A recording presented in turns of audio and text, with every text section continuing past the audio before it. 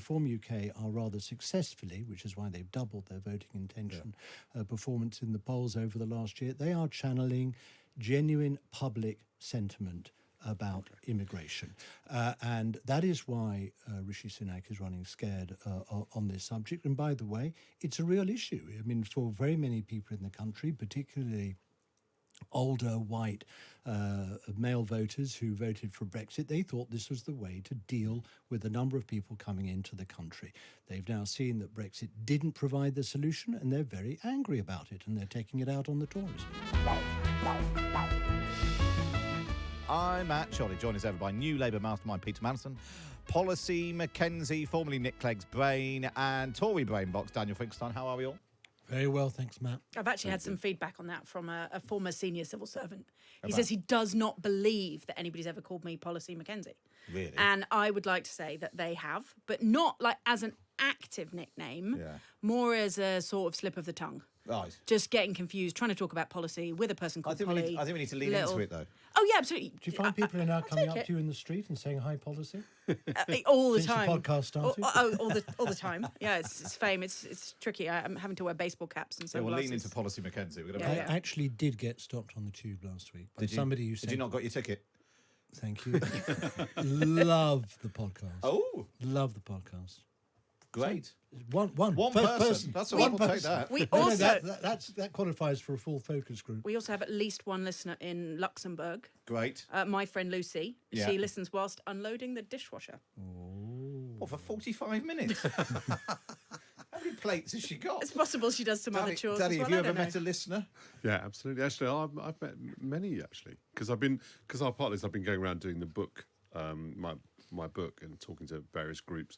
People come up afterwards, and lots of them have listened to the podcast. I've been very encouraged. Actually. Good. Well, if you're a listener, get in touch. You can email us howtowin@thetimes.co.uk. If you want to send us a question, we'll do some of your questions a bit later on.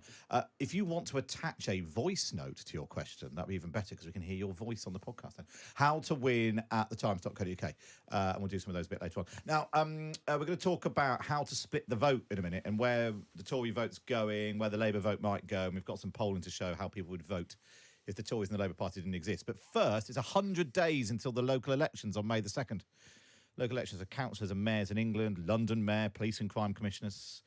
Do they matter? I mean, they obviously matter locally as to who's running your town hall. Danny, as part of your ongoing campaign to say that nothing makes any difference to the elections, do the local elections make any difference? Look, I think you know, being a Bayesian, new pieces of information move my view. So the discussion we had last week, I think. But both Polly and Peter what's a Bayesian? We all looked a bit confused then. It's about probability theory and where you start. Taking into account new pieces of information. So Polly and Peter made the correct point that actually these events, big political events, let's take, for example, the Eastbourne by-election in Margaret Thatcher's premiership. That was a contributory factor to her defeat, and naturally her internal defeat and her being removed as Prime Minister then made a difference to the next general election. As was Midstaffs and Bailiff de Morgan. So I don't believe they influence the top line. In other words, I don't think that voters are paying attention or their votes shifted by the event, but they do shift events in politics. So I think I would adjust my sort of general view that that lots of these things are noise rather than signal. They do have in effect. So. And there's also just a practical point, isn't it, Polly, that if the Tories lose lots of councillors, they're less likely to be enthusiastically going out and knocking on doors and leafleting come the general election. There's a sort of foot soldiers problem. A massive foot soldiers problem. And most councillors, except for parish councillors, get paid. And so they may actually be short of an income. I mean, lots of them are retired, but nevertheless, they might actively have to be working somewhere else, as well as the lack of morale and enthusiasm that they might experience for having lost a position. Potentially they might have to be renegotiating the leadership of the council, so both morale and practical I guess doorstep hours are going to be really reduced by a big reduction in the number of councillors. Third factor, in addition to morale and momentum, is the authority of the Prime Minister. If they feel he's not a winner, then his authority further subsides and everything is made much more difficult. People are much more prepared to sort of speak up against him, create waves, create problems, not fall into line. And I think that will be the story of the rest of the year if Sunak, as he has indicated he might, go for an autumn election. I mean, I suppose the counter-argument is Tony Blair used to lose thousands of councillors, dozens of councils in between general elections, and then would come back and win general elections. So they're not a direct... It seems even William Hague used to make big gains. It just seems to me a bit surprising that people wait for local election results or by-election results to tell them distorted... to give them distorted information about what the opinion polls are already telling them. I understand that it does happen. I can see it with my own eyes. It does happen. These things have an impact. They have an impact on morale. And obviously, if you lose a lot of councillors, a lot of people in the party, for example, have lost their seats and they've got to blame it on someone else. So they blame it on the National Party and the local MPs get spooked. But it seems, if the Tory party learnt from the local elections that it wasn't doing very well, why on earth would it wait until I can tell them that now? It's obvious from these huge polls, and we know it also from just talking to anyone in the street. So it's just surprising to me that these have these effects, but they clearly do. The other example, though, is 2017, where actually Theresa May did really well in the local elections. And again, because people are a bit weird and irrational, actually that led to a certain amount of complacency, I think, going into the actual general election. Because they were about a month apart, weren't they? May and then June. June was the general which election. is really unusual. Yeah. And one thing Theresa May did in that short campaign was announce what I thought was a very good, brave policy, but targeted to alienate old people, her core vote, which was to change the rules for domiciliary care, also known as a death tax or a care tax. I think she did that. I think lots of the motivation for doing that was we need to get a mandate for doing the difficult decisions once we've won, and it's safe. It's safe to say the difficult things. She had such a huge electoral cushion that she could get away with doing something brave, as Polly says, like that. And look, the main problem with that election, as we all know, is that she called it and then sort of barely turned up for it. This theory doesn't fit the data. Sorry, it doesn't. That's what Danny always says when we talk about 2017. I'm so sorry that I insist that it fits the data, but it doesn't fit the data. The Conservative vote went up. She scored more votes than almost anyone else has scored. What happened in that election was that the opposition vote solidified behind Labour. So this was about, and you've said it. You said you think it was a rerun of the Brexit vote the year before. It wasn't. I think the dementia tax immensely consequential, and I agree with Polly's idea that it didn't land. It landed very badly, but it's not an explanation of the result. It doesn't explain the data. The Conservative Party did in fact do better. It's just that Labour did better than everyone thought, because I think you're right, Peter. I think the European referendum was a large part of it. And the Liberal Democrats falling back during this campaign and not being as they had been at the beginning, people thought of them as the kind of repository of an opposition vote, and that didn't happen. I just want to dispute with Danny one more time, in that perhaps it's too simplistic to say, oh, she annoyed really old people. But the reason Boris Johnson was able to win in 2019 is he has one clear, simple message, which is get Brexit done. That's what Theresa May tried to do, and then she was also facing Jeremy Corbyn, who by that time the but penny had dropped in the minds of many voters, and they weren't going to have it. Moving on to, as well as getting Brexit done, I also want to do a whole range of difficult things, and let's have a sort of operational plan for different parts of the state. That takes you away from a core focus on, I need a mandate to get Brexit done, which is what she originally called the election for. She came back from her walking tour with a vision of running an election that told that story. And then she got complacent and started to tell multiple stories. And I think that does harm the election campaign. She barely told any But stories. her vote went up. There was hardly Sorry, a but her campaign vote at all. went up. A vote to go. And this is important in the splits issue that you want to discuss, Matt, because what happened in this election was the opposition solidified. Now, it could be that Theresa May ran a campaign. This, I would argue, was a big failing of the Conservative campaign in 2017. It did solidify the campaign. Now, one aspect of that could be people didn't feel strongly enough about the Tory narrative that they were desperate, not to defeat it. So it was all right, an opposition force could be created, or people felt antagonistic to the Tories, so they solidified around the one force that could defeat it. Those are failings of the Tory campaign.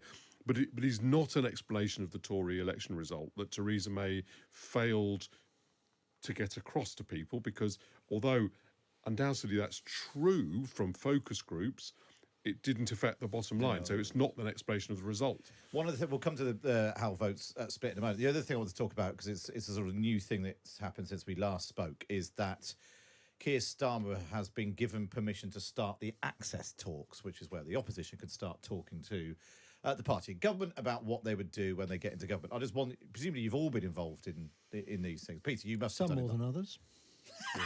You have, I haven't been. Just sort of rubbing it in there with my two colleagues. No, I was involved. I was involved. One-upmanship. Yeah. I wear my Access Talks sort of medal in a robe. No, it was a bit before 97. Before 97. But the point about the Access Talks is that they fire the starting gun for the election. We know it's coming. It's election year. This is why Rishi Sunak was sort of reluctant to see this happen, because the moment the opposition starts talking to the civil service about what they would do in government, that sends a signal to the public that actually change is possible. And how much do you share? Because obviously there's a risk that it could leak. It tends not to leak. Yeah. I mean, the talks are very confidential. I mean, look, to begin with, the talks will consist of Keir Starmer and his colleagues explaining to the civil service how they want to manage a mission-driven government. So what Starmer wants to do is identify sort of 5 key priorities that bridge across different departments. For example, economic growth is the central one. Rebuilding the NHS, getting the NHS back on its feet is the second. Expanding educational opportunities, fighting crimes in local communities, and the net zero goal. Now, those are sort of 5 sort of properly, fully badged missions, and he wants the whole of government sort of reconfigured to get behind those missions, and that requires a lot of cross-departmental work. It will be quite a challenge, in my view, for the Cabinet Secretary and the Cabinet Office to make sure that government works in a different way to deliver those missions. And the second thing Starmer, I guess, will be doing is saying, look, the central thing is economic growth. Without that, nothing else is possible. I want a plan from you. I want to know from you how you think, what you think we need to do, should we be elected, that will lift the country out of the sort of stagnation that we've been sort of going through, wallowing in for so many years. And I want to discuss with you a clear plan for doing that. And those are the 2 sort of pillars, I would say, that initially on which the talks will rest. Polly, did you do any before 2010? Given the polls were close and there was at least a possibility there of were one party. access talks. Yeah. I supported the coalition talks, but not the access talks that preceded it. I mean, they were not extensive. The Conservatives had done, for obvious reasons, some really extensive planning, month by month operational plans, which they had shared with the civil service, and then had a whole kind of a plan for the governing infrastructure around the changes to the strategy unit, the Prime Minister's delivery unit, mostly abolishing things that we shouldn't have abolished. But it is interesting, the way Peter's talking about how do you change the machinery of government in order to operationalise a different kind of politics and a different kind of agenda. I don't mean just like changing the names of the department and moving a little team from here to there, but trying to think about so the sort of the Blair Brown era is characterised by this idea of new public management theory around targets and delivery mechanisms. I think the new thinking you're seeing in Labour, after the Conservatives sort of dismantled that without really a plan for what would come next. So that's part of what's going on in our public services.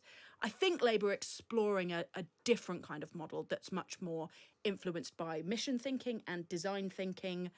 So I think that a sensible cabinet secretary, sensible heads of the policy profession will be talking to Camden Council, Georgia Gould, who is quite close to Keir Starmer, and they are pioneering a different model both of policy development and delivery. And that's the area which I think it will take the civil service a real big mental leaps as well as organisational leaps to be able to live up to what the new party wants. But you're not involved in any in 2001? No. Because that took place with someone else. I wasn't doing it. Oh, so there would have been. There was, but I think they take. I mean, interestingly, they take varying degrees of seriousness depending on how seriously people take the prospect. And it didn't loom very large either for us as a team, or for or for the civil service at the time. Why, Danny? By the way, on the issue of whether or not the government should start it early and should delay it, and because it's harmful of the credibility. I mean, this will the starting of the access talks will devastate Conservative credibility all the way from Whitehall to Victoria Station.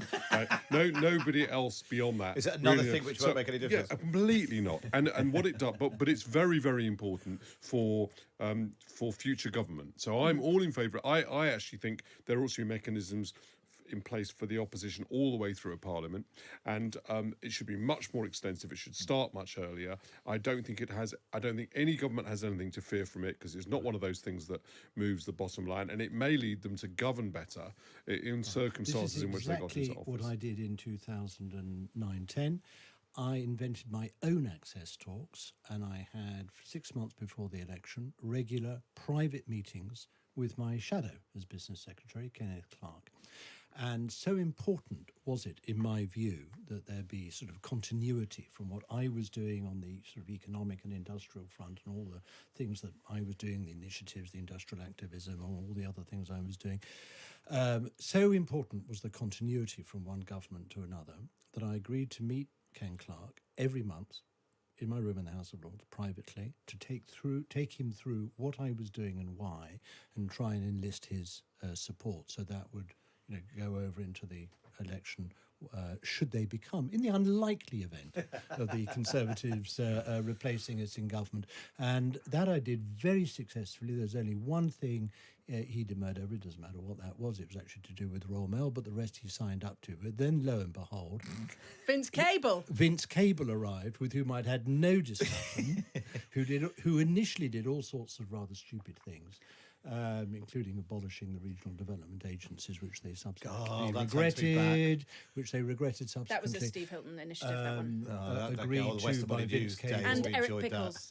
Agreed to by Vince Cable and Nick Clegg. So it's a problem then. It's a problem. It was an innovation, and it was only possible to do that because of the relationship I had. But then Ken Clarke was Justice Secretary, and then obviously went in not knowing anything about that. So can I just ask Polly about that? Which is, so what were the Liberal Democrats involved in talks in government with a view to the possible involvement in a coalition, or was it sort of one of those talks that, in case they took over government? No, I mean, the intention was to help us and the civil service to prepare for if there was a coalition, but a bit like 2001, but smaller. The extent to which that was really being planned for on either side was extremely limited. In fact, as I understand it, Gus O'Donnell had done a series of sort of war games planning out what would happen in the event of a hung parliament, and they had concluded that the only thing that was impossible was a Lib Dem Tory coalition. So they were not really expecting us, though they did a bang up job of being nice to us. Well, I'm sure we'll get into how to do a coalition, although it seems at the moment, if you look at the polls, unlikely, but we'll do that on another week. This week I want to talk about where the vote splits and how you stop your vote splitting. Obviously, if you look at the headline polls, you've got about 20% of the Tory voters from 2019 saying that they go to reform. And then you've got almost as many saying they're going to Labour. There's some breaking off to the Lib Dems and so on. But we asked YouGov to do some polling for How to Win an Election, asking if the Labour Party and the Tories didn't exist, if they weren't standing, how would you vote? And we took out the don't knows and the wouldn't votes. The Lib Dems win with 34%. The Greens are on 25%. Reform are on 22%. Any independent is on 8%. The SNP on 5%. UKIP 5%. Plaid 2%. And some other party on 2%. But what was interesting, I thought, was the way that the Labour vote almost all goes to splits to the Lib Dems and the Greens, whereas the Tories just goes all over the place. 18% go Lib Dem, 20% go Reform, 9% UKIP. It's sort of all scattered all over the place. The bit that amused me was of the current Lib Dem voters, if Labour and the Tories don't exist, only 86% of Lib Dem voters stick with the Lib Dems, even though there's still an option on the ballot paper. Although somebody got in touch and pointed out, well, actually, maybe that's because Lib Dems are often the receptacles of wants to keep the Tories or the Labour out. They're an anti-vote. Yes. So if they don't exist anymore, then they can have another view. So what should Rishi Sunak do? Because basically his vote, they're only hanging on to about half of their 2019 votes. You can't see political parties as static. Obviously, it depends whether the political parties exist, and if they didn't, those parties would move to reflect the fact that there was an advantage. If there was no Conservative Party, for example, Reform wouldn't remain exactly as it is. It would either if it did, and this is really interesting in your poll, it's pretty limited as a political force. In other words, that section of the right is substantial. It makes it hard for a Conservative government to govern, but it isn't big enough to govern by itself. If the Conservative Party didn't exist, they still would get 22%. The Conservative Party has a choice. In 2015, David Cameron moved in order to it allowed UKIP to still score above 10%, a point at which most people thought the Conservative Party could not win a majority. And he won one anyway because he moved into the centre and took votes from the Liberal Democrats. So you can't look at these in a static way. If these other parties didn't exist, people would move. The parties would move. The Liberal Democrats move, because they know what their political opportunity is in the seats that they're fighting. And the Labour Party's moving because it lost the last general election. So these splits are not, you can't look at them in a static way. So what should Rishi Sunak do about Reform in Nigel Farage? Should he flirt with them? I mean, all this stuff about inviting him to be an MP or not, or... My view is that the demographic represented with Reform at its core, the demographics and the politics that it is involved is limiting to the Conservative Party. If the Conservative Party wants occasional power, when the Labour Party drops it, they want the Labour Party to be natural party of government. They want to reverse the process that Baldwin set in motion a century ago, because Monday was a century of the first Labour government. This was pretty deliberate of Baldwin. He wanted a Labour versus Tory split, with the Tory party being the national party. If the Tory party wants to become what the Labour Party's been, limited by its demographic, associated with an ideology that's very difficult to govern with, it can, and then it'll do as Labour has done in the last century, govern occasionally, and then find that it doesn't govern for very long, and the Tory party, the other party will take over. So it'll reverse what Baldwin did. Labour will be the natural party of government. It can certainly do that. That's not the direction I've ever urged on the Tory party. I want it to recapture its position as a natural party of government, and it seems to be moving away from that. Yeah, I mean, what's made the last century a Conservative century in the main is because of the historic fissure between the Labour and the Liberal parties 100 years ago.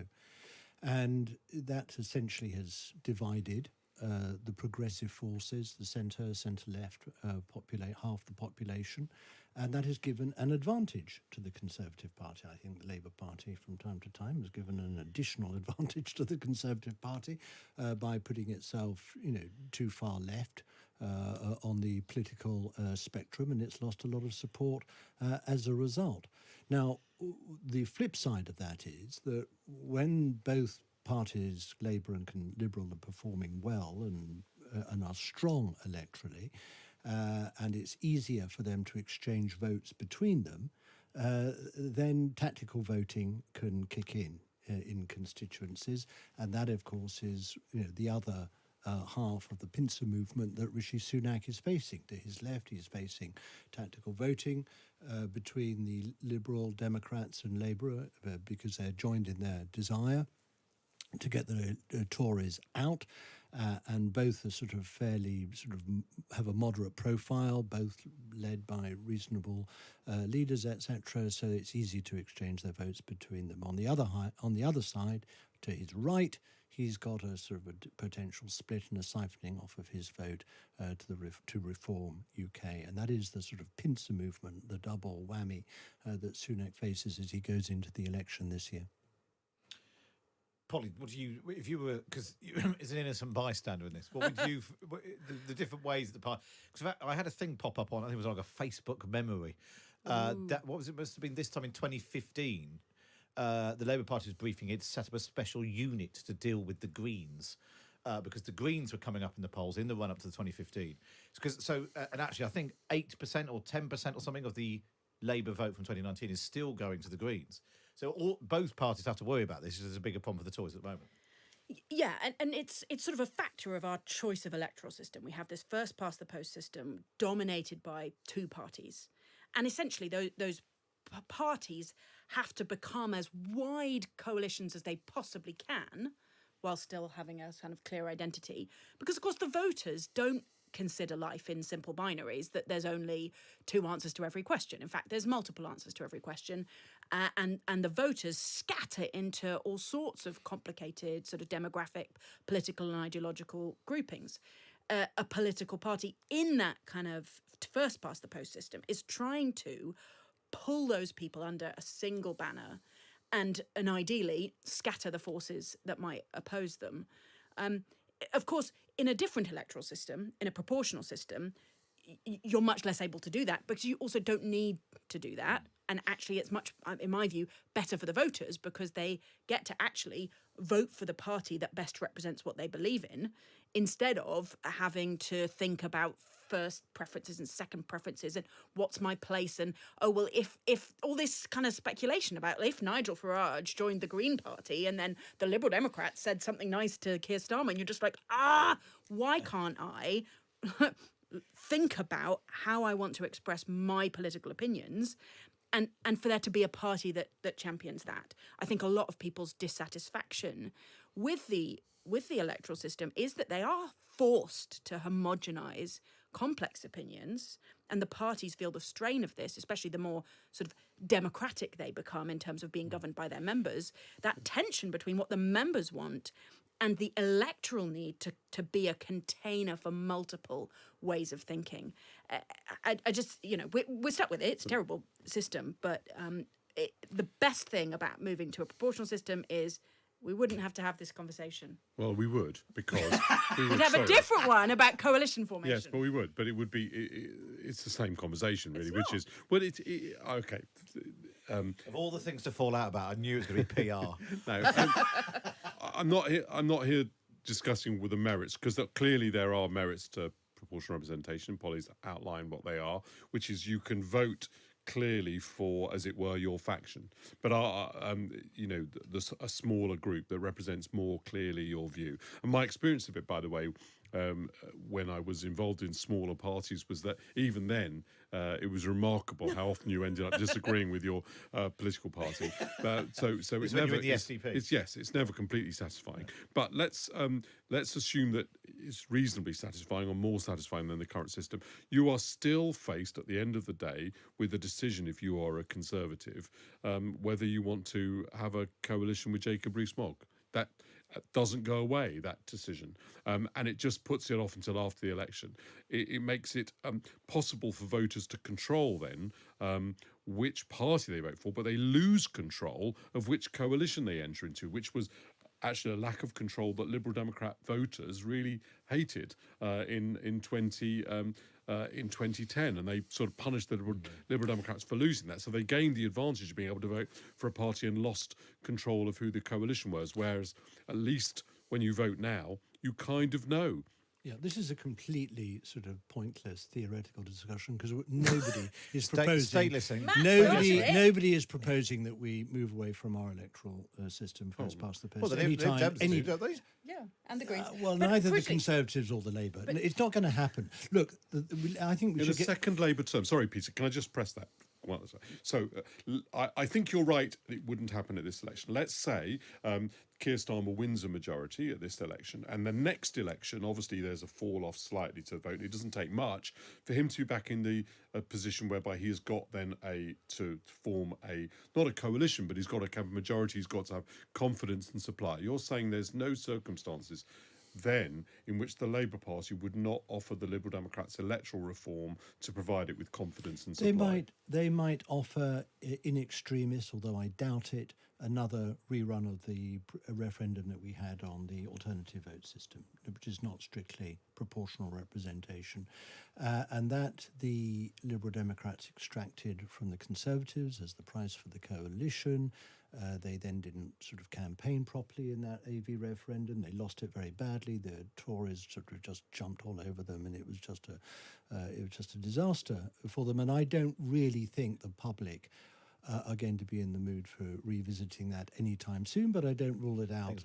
I don't rule it out. I think we should get back to the politics of this, which is basically the politics of Reform UK, which is an anti-immigration party. It's why Rishi Sunak is running scared over his Rwanda bill, because if he thinks that if he can just get one poor benighted asylum seeker on a plane, a very expensive plane ticket by the way, to Rwanda, this will sort of see off Reform UK. I think he's deluded. I don't think he will, because I think that Reform UK are channeling. It's not just about that. Hold on, let me make my point. Sorry, I think the Reform UK are rather successfully, which is why they've doubled their voting intention performance in the polls over the last year. They are channeling genuine public sentiment about immigration. And that is why Rishi Sunak is running scared on this subject. And by the way, it's a real issue. I mean, for very many people in the country, particularly older white male voters who voted for Brexit, they thought this was the way to deal with the number of people coming into the country. They've now seen that Brexit didn't provide the solution, and they're very angry about it, and they're taking it out on the Tories. But it's not just Rwanda that he's using to try and kind of show that they're doing something on immigration. They're also targeting a massive source of revenue into this country, which is international students. And in order to try and get some of the numbers, just because it's the only number you could possibly affect. And so university bankruptcies, who cares about those? So long as we have 12 fewer students. Promised to do something about it too, by the way. The only difference between the two of them is he's not actually implementing his policy. He's not yet Prime Minister. But he'll have exactly this problem. On the Labour side, I mean, they are holding on to 86% of their vote from 2019. They're losing some to the Greens.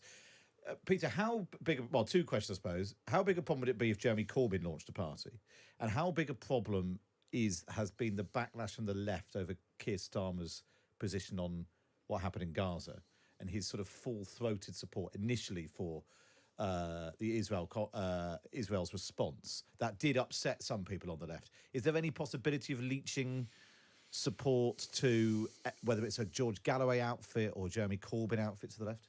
Well, obviously, the far left and George Galloway and people like that are trying to recruit, mobilise people behind them over what's happening in Gaza. No doubt at all about that. They've always done that with the Palestinian issue. It's a totemic issue for them. And they have their tactics well worked out. Now, does that translate into a new left party headed by Jeremy Corbyn? I don't think so, because I think that Jeremy Corbyn has had his moment in the sun, his star has faded, the organisation that gave him momentum in both senses of the term, the momentum named organisation has subsided and slunk away. He previously had the support of the biggest trade union, Unite, led by Len McCluskey. I don't see Len McCluskey's successor moving behind the formation of a new party. So I just don't think it's going to happen. If it did, I think it would get nugatory amounts of votes in the country. Well, it's fascinating. Now we'll wait and see. And I suppose at the moment, you just have to look at the polls, and Keir Starmer is in a very different place to where, he was 2 years ago, certainly, if not a year ago. Right, enough questions from me. Let's do some of the questions that you've sent to howtowin@thetimes.co.uk. Email howtowin@thetimes.co.uk. Darren from Sleepy Wiltshire emailed in saying, "Dear panel, great podcast. Keep up the political bants." I bet you hate that phrase, says Darren. Correct. He says, anyway, my question is, the best TV show ever is The West Wing. Is there anything you've been inspired by from the series or taken as an idea from it, or a storyline that has actually happened in UK politics? Or more generally, let's talk political. Are you fans of The West Wing? I couldn't really get into it. Loved The West Wing. I found it a bit soppy and slow. I miss loving The West Wing. Does that make any sense? There's the sort of the Aaron Sorkin, the writer, hypothesis, right, which is that everything would be okay if people were just articulate, clever, and brave, and I'm sure that in my 20s when I watched it, and I would like stay up till 2 a.m, hoping that CJ would get together with that journalist whose name I've forgotten, and I loved it. I loved it, and I fell for that, and then living in politics eliminated. You went to a Lib Dem. It wasn't bigger than Lib Dems. Wasn't the same. Lib Dem conference in Bournemouth wasn't quite. Oh no, but it was. I mean, especially obviously the experience of being government, but then the obliteration really of the Liberal Democrats in 2015 took all of that naivety and optimism that I had, and it crushed it. And so it's what's tricky for me is that I now when I watch The West Wing, I somehow it feels like a sparkly golden fantasy, and I feel very much more alienated from it. Maybe because maybe it was a lockdowny thing. I thought, I've got plenty of time to get into this. I just couldn't get it. Maybe I've just been hanging about politics for too long. Too cynical. Yeah. That's possible. I became friends with Ron Silver, who plays Bruno in The West Wing, and I had this extraordinary evening where I had an evening with Ron Silver and Stockard Channing, who plays Abby, and it was sort of I felt like I sort of imagined myself in an episode of The West Wing, and then I brought Ron into Parliament, and people were sort of slightly startled at this acerbic campaign manager. The thing about Sorkin wrote an article about what Obama should do in his election with McCain, and I realised it was terrible political advice. It was a brilliant script writing, but it was terrible political advice. And the reason is because normally Sorkin was able to script the other side's response, but he wasn't able to do that in real life. Peter, you a fan, or have you got another political show you like? I enjoyed West Wing because it exuded power, and I sort of revelled in it until the thick of it came along. And then I switched. That sort of a terrible sort of parody of New Labour with all those sort of hapless ministers sort of falling over their own resign all the time and getting themselves into awful sort of spin capers and spin mistakes and tripping themselves up over there, and that sort of rabid sort of Alistair Campbell type figure in number 10, that controlling monster, completely unrealistic. I absolutely loved it. My favourite episode was when one of the more hapless of the ministers went on a factory visit. Do you remember the factory visit? So, I mean, how many times have we been on factory visits? Well, the other two haven't, but I have because I'm a real pioneer. And so he goes off and arrives at this sort of factory where he's making a regional visit, and he's greeted by this sort of screaming woman in front of all the sort of regional TV cameras, who's a striking care worker, and she bawls at him. Have you ever had to clean up your mother's piss? Do you know what it's like, and do you know what I'm paid, and what are you going to do about it? And the ministers are faltering all over the place. And he gets into the factory, and he goes around the factory, and he literally can't think of anything to say about this factory. I mean, factories to this minister all look the same. Has no idea what they do or how they work. So he ends up sort of saying, God, what wonderful pipes you've got. I mean, I have been there. I love the episode where the policy that they're about to announce is nixed by someone in the office on their way, and they arrive. They have to make one, and somebody comes up with the idea that it must be compulsory for everyone to carry a plastic bag. Yeah. And that really just made me laugh. Because quite a lot of them became real. The spare room database. Policy Mackenzie will have come up with. We've all been there. So